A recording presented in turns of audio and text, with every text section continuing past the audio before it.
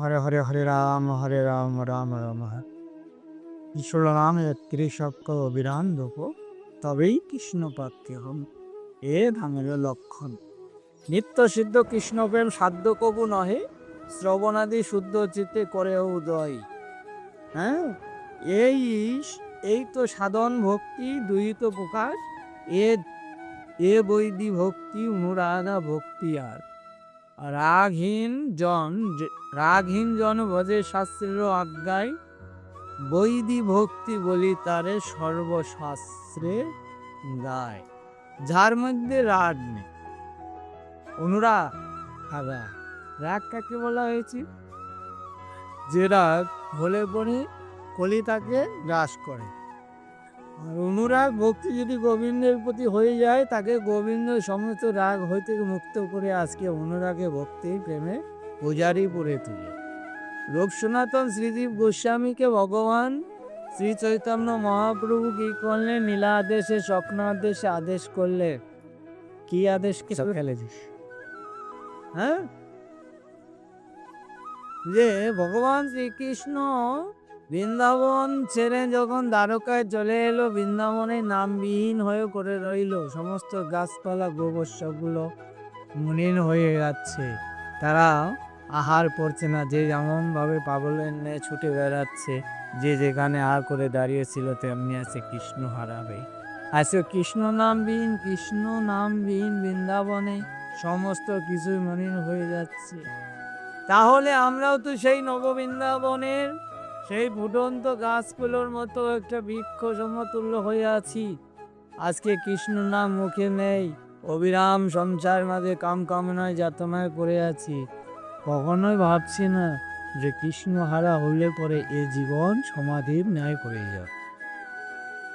আজকে সেই বৃন্দাবনে কৃষ্ণ নাম দেওয়ার জন্য রূপ গোস্বামী সনাতন গোস্বামী আদেশ করলে, তারা রামকেলি রাজ পরিচালক কর্মচারী হয়ে তারা সমস্ত কিছু সংসার জমি জায়গা পরিত্যাগ করে দিয়ে বৃন্দাবনে চলে এলেন প্রভুর আজ্ঞা পালনের পর।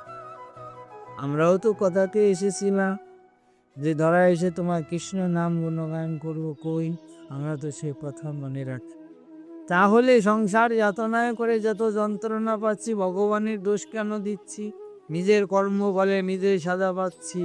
কখনো তো ভেবে দেখি না এ কথা তো আমার দেওয়া ছিল না, যে ধরাই গিয়ে আমি তোমাকে বলে সংসার মাঝে ডুবে যাব।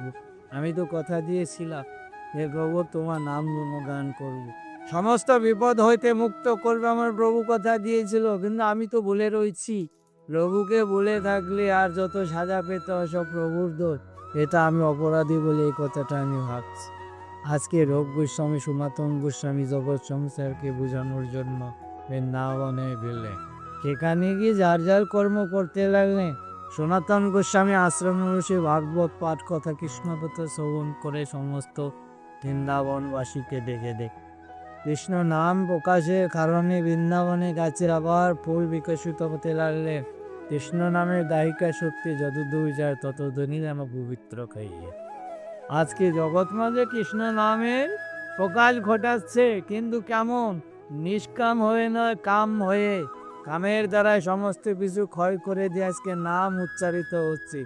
এ নাম যদি কোটি জন্ম করা হয় তবু নামের প্রকাশ ঘটবে না, নিষ্কাম না হওয়া পর্যন্ত। হ্যাঁ, আজকে সনাতন গোস্বামীকে দিয়ে বুঝালেন নিষ্কাম, সমস্ত কিছু পরিত্যাগ করে যে নিজের কর্মের উপরে লিপ্ত হয়ে গেলেন গোবিন্দর দেওয়া কথার উপরে দাঁড়িয়ে। সনাতন গোস্বামী, শ্রীজীব গোস্বামী এবং রূপ গোস্বামী। আজকে রূপ গোস্বামী দাঁড়ে দাঁড়িয়ে ভিক্ষা করেন, শ্রীজীব কি করেন? সমস্ত সেবাকার দিয়ে জল দেন, আনয়ন করে। আজকে দেখো মায়াবাদী সন্ন্যাসী ছিলেন, এটাখানে প্রকাশ ঘটালেন, পরাজয় দিলেন, নামের কাছে বশীভূত হয়ে গেলে জগৎ মাঝে দিগ্বিজয়ী পণ্ডিত নামে খ্যাত হলেন। কেমন করে? যেখানেই যে রাষ্ট্রেই গিয়ে কৃষ্ণকে আলোবন করে, কিন্তু দিগ্বিজয়ীর সাথে যুক্তিতে পেরে ওঠে না। কিন্তু দেখো এত জায়গায় কৃষ্ণ নাম করে জয়লাভ করে এলো, তবুও কিন্তু দিগ্বিজয়ী পণ্ডিত নামে খ্যাত হতে পারে না। বলছে একজন আছে যার কাছে গিয়ে তার জয়পত্রিকায় নামটা লিপিবদ্ধ না হওয়া পর্যন্ত জগতে প্রকাশ ঘটবে। হ্যাঁ, আমরা যদি সত্যে লক্ষ্য করি দেখবে বৈশিষ্ট্য মনি আর বিশ্বামিত্র, বৈশিষ্ট্য শ্রেষ্ঠ ব্রাহ্মণ। বিশ্বামিত্রকে কেউ করছে না রাজা হলেও, কিন্তু বৈশিষ্ট্যকে সবাই ব্রাহ্মণ মেনে পূজা পার্বণ করে, তাকে ডাকে, তাকে সম্মান করে। বিশ্বামিত্র বৈশিষ্ট্যকে বলছে, বৈশিষ্ট্য তুমি একবার জগৎ মাঝে আমাকে বলে দাও তুমি শ্রেষ্ঠ ব্রাহ্মণ, তাহলে জগতে সবাই আমাদের ব্রাহ্মণ জ্ঞানে মানবে। বৈশিষ্ট্য কি বলেছিলেন বিশ্বামিত্রকে? বিশ্বামিত্র, তুমি এখনো ব্রাহ্মণ হতে পারোনি। ব্রাহ্মণ হতে গেলে তোমাকে ত্যাগ স্বীকার করতে হবে, রাগ কমাতে হবে, অহংকার প্রাচুর্যকে বিসর্জন দিতে হবে, তবেই তুমি বৈষ্ণব ব্রাহ্মণ হবে। তাহলে তুমি আমাকে ব্রাহ্মণ বলে মানছো না? বলছে না মানি, কিন্তু তুমি তো জগৎ মাঝে ব্রাহ্মণ হওয়ার উপযুক্ত হয়ে উঠো। বিশ্বামিত্র রাগ হয়ে গেলে বৈশিষ্ট্য মণিকে বললেন, বৈশিষ্ট্য তুমি যদি আমাকে ব্রাহ্মণ জ্ঞানে জগৎ মাঝে পূজিত না করো, তাহলে কিন্তু আমি নিধন যজ্ঞ করব। কি নিধন যজ্ঞ? বলছে বৈশিষ্ট্য নিধন যজ্ঞ। তুমি বিনাশ ঘটলেই জগৎ মাঝে আমার নাম প্রচার হবে। বৈশিষ্ট্য বললে ঠিক আছে, এটা উত্তম কথা, তাহলে পরিহিত কে করবে? বলছে জগতে তুমি শ্রেষ্ঠ পরিহিত, তাহলে তোমার নিধন যজ্ঞে তোমারই পরিহিত জীবিত হতো। বৈশিষ্ট্য দেখো, সমস্ত কিছু পরিত্যাগ করে নিজের জীবনটাকে উৎসর্গ করে দিচ্ছে, তবু সত্যের কাছে পরাজয় স্বীকার করছে না। হ্যাঁ, মিথ্যার কাছে সত্যই সর্বোত্তম, এতে যদি জীবন চলে যায় আমি তবু তাই প্রস্তুত। নিধনযজ্ঞ শুরু করলেন কে? বিশ্বামিত্র। কার? বৈশিষ্ট্য নিধন। পুরোহিতগিরি করছে কে? বৈশিষ্ট্য নিজে। যখন সমস্ত উপাচার করার করে যখন আহুতি দেবে, তখন বিশ্বামিত্র গিয়ে বৈশিষ্ট্যের হাতটি টেনে ধরলে, বৈশিষ্ট্য তুমি এটা করো না, তুমি যদি এখনই নিজেকে উৎসর্গ করে দিয়ে বিনাশ ঘটাও, তাহলে জগৎ মাঝে কেউ তো আমাকে মানবে না, তোমার দ্বারাই তো প্রকাশ হতে হবে। তখন বিশ্বামিত্রকে বৈশিষ্ট্য বলল, তোমার ব্রাহ্মণত্ব হওয়ার এই এতটুকু অর্জন হয়েছে, জেনের পূর্ণতা পাবে সেদিন তোমাকে জগৎ মাঝে সবাই ব্রাহ্মণ। যেমন দিগ্বিজয়ী পণ্ডিত এই পণ্ডিতটা অর্জন করার জন্য জগতে ঘুরে ঘুরে সমস্ত জায়গায় জয়লাভ করলেন। এবার বৃন্দাবনে এলেন, কোথায় যাচ্ছে যে সনাতন গোস্বামী নামে পরম বৈষ্ণব আছে, উনি যদি আমাকে দিগ্বিজয়ী পণ্ডিত নামে ঘোষিত করে, তবেই আমি জগৎ মাঝে পণ্ডিত অর্জন করতে পারব। সনাতন গোস্বামী ভাগবত কথা আলোচনা করছে, দিগ্বিজয়ী পণ্ডিত সনাতনের আশ্রমে উপনীত হলেন। সনাতন গোস্বামী দিগ্বিজয় পণ্ডিতকে যতটুকু সম্মান দেওয়ার, আসন দেওয়ার পরিধান করে সমস্ত কিছু করে বসি বলছেন ক্ষণকাল বিশ্রাম করা। বলছে দিগ্বিজয় পণ্ডিত কি বলছে, না সনাতন আমি তার জন্য আসিনি, তোমার সঙ্গে দুটো কৃষ্ণ কথা বলতে এসছি। সনাতন গোস্বামী কি বলল? বলছে না আমার এখন সময় নেই, আমি যে কর্মের জন্য এসেছি আমি আর সময় দিতে পারবো না কৃষ্ণ কথা বলে, আমি ভাগবত কথা আলোচনা মাধ্যম দিই জগৎ মাঝে প্রভুর আজ্ঞা নিয়ে আমি করি। তাহলে তুমি যদি আমার সঙ্গে কৃষ্ণ কথায় আলোচনায় না বসো, যদি নাই পারো, তাহলে আমার এই পত্রিকায় লিখে দাও, আমি জগৎ মাঝে পূজিত পণ্ডিত দিয়েছি। জি, সনাতন গোস্বামী নির্দ্বিধায় লিখে দিলে তুমি জগতে। হ্যাঁ, আজকে দিগ্বিজয় পণ্ডিত্য পেয়ে জয়ডঙ্কা বাজিয়ে চলছে, এদিকে গুরুনিন্দা কর্মে সোনা মহাপাপ।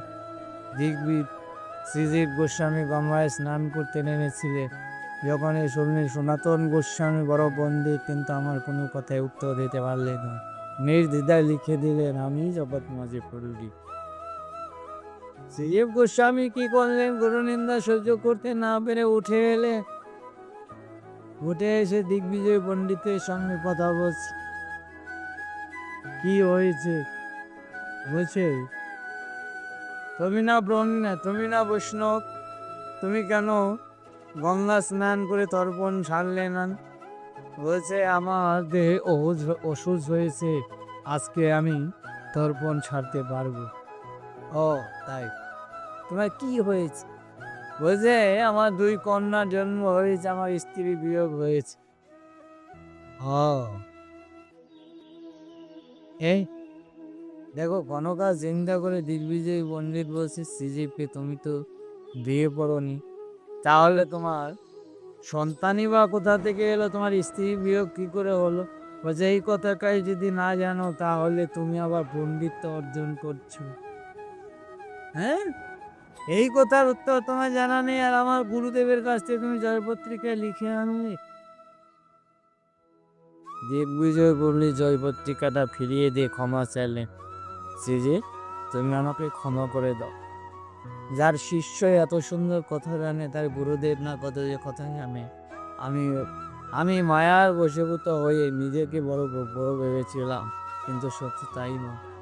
আজকে দেখো সেই জয়পত্রিকা ছিনিয়ে নিয়ে গিয়ে শ্রী গোস্বামী আশ্রমের দিকে ফিরে যাচ্ছে। সনাতন গোস্বামী আশ্রম থেকে বৈষ্ণবের সঙ্গে তর্ক করাতে যে দায়িত্ব তোমাকে দিয়েছিলাম সেই কর্মে ফাঁকি দেওয়াতে গুরুদেব তাকে কি বলল? শ্রীজি, তোমার মুখদর্শন করতে যাই না। শ্রীজি গুরুবাক্য রক্ষার্থে নিজের মুখটা হাতকে ধরে পিছাতে পিছাতে গিয়ে গুরুবাক্য রক্ষার্থে পূর্ণিতে বই। গুরুদেব তাকে ফিরেও তাকালেন না। কেন? গুরুবাক্য, যে কর্মের জন্য আমরা এসেছি, যে যাই বলুক না কেন আমরা কর্মকে ফাঁকি দিই। আমরাও তো সেই কথাটাই জগৎ মাঝে বুঝাতে চাইছি, নিজেকে বুঝাতে পারছি না। যে কর্মের জন্য পৃথিবীতে এলাম সে কর্ম না করে অন্য কর্মে ব্যতিব্যস্ত হয়ে জীবনটাকে অতিবাহিত করলাম, তাহলে তো আমাদের সাজা পেতেই হবে। আজকে শ্রীজি দেখো সেই কর্মের সাজা গিয়ে পেলে 1 বছর যাবৎ সেই কুয়োর মধ্যে পড়ে রই। একটা মানুষ 7 দিন যদি মাটির ভিতরে পুঁতে রাখা যায় তার মাংসপিণ্ডগুলো সমস্ত রুষে ফুসে ফুসে পড়ে যায়। 1 বছর যাবৎ কুয়োর মধ্যে রয়েছে, তার দেহে কি আর কিছু আছে? আজকে সমস্ত কৃষ্ণ কথার মধ্যে দিয়েই আলোচনার মধ্যে দিয়ে রূপ গোস্বামীকে সনাতন গোস্বামী বলছে, সোনা রূপ গোস্বামী ভাই চলো একদিন যমুনার পার থেকে ঘুরে আসি। দুজনে যমুনার পাড়ে গিয়ে দাঁড়িয়েছে। কি লক্ষ্য করলেন? সেখানে গিয়ে লক্ষ্য করে দেখলেন যমুনায় গোবর্ষ ধ্যানগুলো জল খেতে নেমেছিল, তাদের পায়ের দাগ আছে, কিন্তু তারা উঠে এসেছে তার তো দাগ নেই। তাহলে কি গোবর্ষ ধ্যানগুলো আর উঠে আসেন? এ কথাটা ভাবছে, তখন জিজ্ঞাসা করছে সনাতন গোস্বামী রূপ গোস্বামীকে যে এটা কি করে হলো যে পায়ের দাগগুলো নামার দাগ আছে, উঠে আসার দাগ নেই কেন? এটা বলতে পারছে না রূপ গোস্বামী। মনে মনে সনাতন গোস্বামী শ্রীজিকে স্মরণ করলো, আজকে যদি আমার সেই চিত থাকতো তাও এই কথাটার উত্তর নিশ্চয়ই জানতো। কথাটা স্মরণ করার সঙ্গে সঙ্গে শ্রীজি পৌঁছিতে উঠে গিয়ে গুরুবাক্য রক্ষার্থে সামনে গিয়ে দাঁড়িয়েছে। সনাতন গোস্বামী চোখ খুলতেই দেখছে সামনে নরকঙ্কাল দাঁড়িয়েছে, কথা বলছে, গুরুদেব তুমি আমাকে স্মরণ করেছ? শিষ্যে কর্ণ শব্দ শুনতে গুরু কর্ণপাতে প্রকাশ পেয়ে গেল, সে তো আমার শ্রীজি। শ্রীজীবের দেহটা বর্ষ করতে পূর্ণাত্ম দেহ ফিরে পেল। শ্রীজীবকে আলিঙ্গন করল। শ্রীজি, তুমি আমার কথা রাখতে এখানে চলে এলে। গুরুদেব তুমি আমাকে কথা গুরুবাক্য রক্ষাই বরং ধর্ম, তাই তুমি স্মরণ করেছো ওটা আমি তো দিয়ে নাও, আমাকে ক্ষমা করিয়ে দিই। শ্রীজি বলছে, না শ্রীজি, তুমি অপরাধ করোনি, তোমার যত অপরাধ ছিল খণ্ডন হয়েছে। যে কথাটার জন্য আমি স্মরণ করেছি সে কথাটা তোমার নিশ্চয়ই জানা আছে। যেমন শ্রীজীব গোস্বামী সনাতন গোস্বামীকে বলেছিল, প্রভু এই যে নামে নেমেছিল তাদের পায়ের দাগ কেন হয়েছিল জানো? আর উঠে এসেছিল তখন দাগ হয়নি। বলছে যখন নামছিল তখন কৃষ্ণ বাঁশি বাজি, পাথরগুলো বাঁশির স্বর স্বর শুনে, বাঁশির শব্দ শুনে, বাঁশির মধুর বাঁশির আওয়াজ শুনে তাদের স্বরূপ পাল্টে গিয়ে তারা পাথরগুলো জল হয়েছিল, তখন গোবর্ষ ধর্মগুলো জল খেতে নেমেছি। যখন উঠে আসে তখন বাঁশি আর বাজায়নি, তাই পাথরের স্বরূপ ধারণ করে শক্ত হয়ে গিয়েছিল বলে তাদের পায়ের ছাপ আনেছে।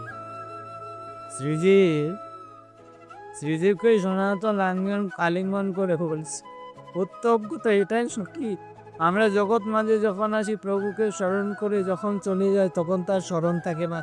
যেমন কার পাথরে মরিতে তেমন হয়ে যায়, তাই কি পার পায় না। জায়গা দেব।